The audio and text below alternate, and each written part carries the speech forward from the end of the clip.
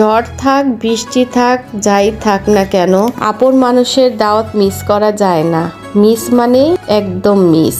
যাই হোক, আমরা চলে এসেছি মিষ্টি কিনতে।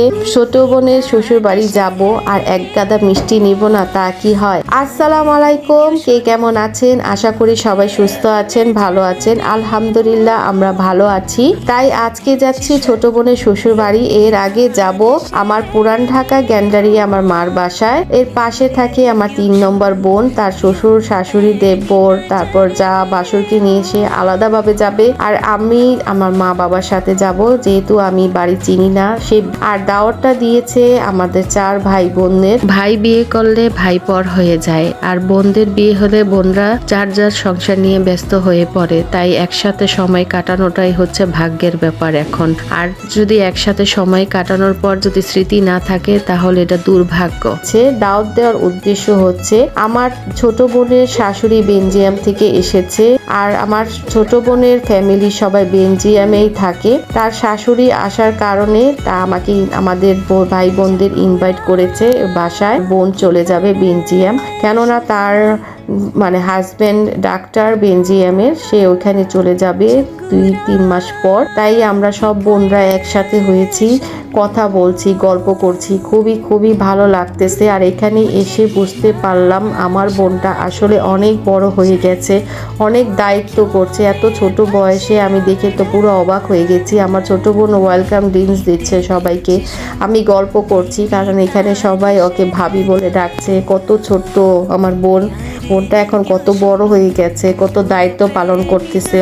কথা বলতে বলতে এখন আমাদের খাবারের টাইম হয়ে গেছে, তাই আমাদের টেবিলে এসেছি। এমনিতে বৃষ্টি, এর উপর খাবারটা একটু লেট হয়ে গেছে, কিন্তু আলহামদুলিল্লাহ প্রত্যেকটা খাবারে খুবই মজার ছিল। আমরা ভাই বোনরা দুষ্টুমি করছি খাবার টেবিলে বসে, কারণ খাবার টেবিলে বসে গল্প করছি। এবং এই তো আমার এই ছোট বোনটার সাথে আমি একটু ভিডিও করছি, কারণ এটাই স্মৃতি। কারণ ও 3 মাস পর চলে গেলে আর স্মৃতি থাকবে না। ওর জন্য দোয়া করবেন সবাই, ও যেন খুব সুন্দরভাবে সংসার করতে পারে। আর এই তো কাচ্চি নিয়েছি আর রোস্ট নিয়েছি। খাবারটা খুবই ভালো লেগেছিল, আর ক্ষুধাও লেগে গিয়েছিল আমাদের, কারণ একটু লেট হয়ে গেছে। আর খাওয়ার পর এক গাদা মিষ্টি খেয়েছে, দধি দিয়েছে, রসমালাই দিয়েছে, ছানা দিয়েছে, অনেক খাবার আইটেম। খেতে খেতে একদম সন্ধ্যা হয়ে গেছে, যাওয়ার জন্য আমরা পাগল হয়ে গেছি। আর আমরা তো সন্ধ্যার সময় বিকেলবেলা একটু চা খাই, তাই সোনালি চা বানিয়ে নিয়ে এসেছে।